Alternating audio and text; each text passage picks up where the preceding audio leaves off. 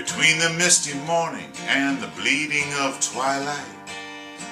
As your shadow moves along then fades into the night, you're sorting out the differences amongst what's wrong and right, deciding when it's best to run or when to stand and fight. The water that you try to cross, it is not deep but fast. And sometimes it'll cleanse your heart and sometimes it'll blast to carry you away downstream, wash away the mask, revealing more than can be found within your looking glass. The things that you say and do and the steps you take to build yourself a better life, this person you create.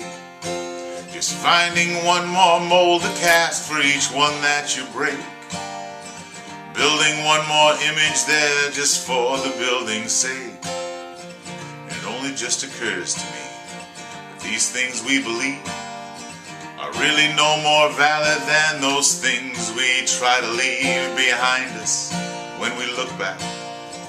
Call ourselves naive to carry on with this new self that we somehow conceive.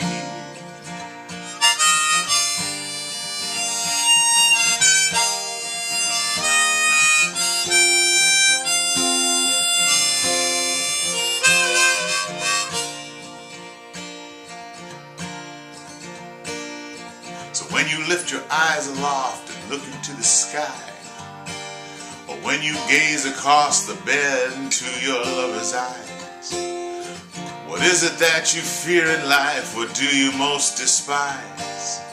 Can you let the curtain fall, revealing your disguise? The telling of the storybook, how do you see it end? The character you choose to play this story that you penned, letting some things drop away with others that you spend. Who is it that you leave behind and who do you befriend?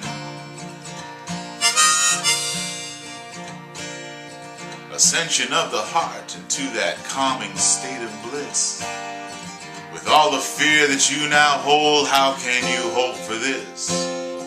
Your wanderings, they take you far, but you cannot dismiss.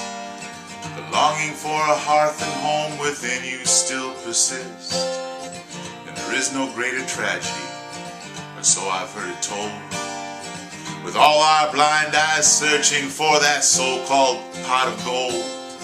As we ignore the scenery, as our lives do unfold, this regret that we have when we find there is no final goal.